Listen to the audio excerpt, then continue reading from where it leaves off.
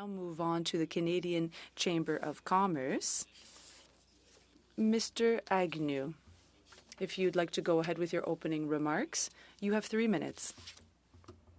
Well, thank you, Chair, and honourable members for the invitation to participate in this committee study on fossil fuel subsidies. Certainly, as Canada's largest business organization with member companies of all sizes and all sectors and in regions of the country, the Chamber, welcomes the interest that parliamentarians have taken in this critical issue.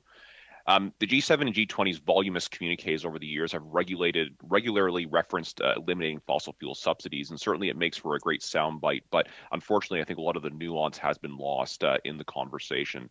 The oil and gas sector plays a critical part in both Canada's pathway to net zero, since without reliable supplies of energy, there will not be the political conditions that will enable us to have the push for decarbonisation. Additionally, we need to have an approach to fossil fuel subsidies that recognizes the regional dynamics within our country. I mentioned earlier the need for nuance, and I want to briefly unpack that with 3 examples that all feed into the simple point that immense capital investment is needed in the transition to net zero. First is carbon capture, utilization, and storage.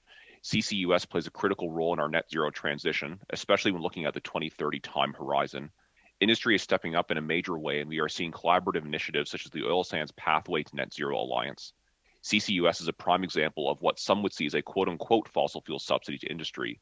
Yet CCUS is not cheap, and without this tax credit, there certainly is no credible pathway towards net zero.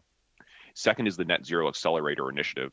We welcome the government launching this fund, which has the potential to play a vital role in de-risking the deployment of new technologies by oil and gas companies and certainly others in the economy to align with both traditional and new business lines. And again, some would peg this as a quote-unquote fossil fuel subsidy, but I think cutting off oil and gas companies, from initiatives like this would certainly make our transition towards net zero much more difficult. The third and final example are multi-sector tax measures such as capital cost allowances. The Canadian tax code is already complex enough. Blocking certain sectors from accessing these types of tax credits would only serve to complicate and in some ways distort the tax code and make capital deployment much more difficult.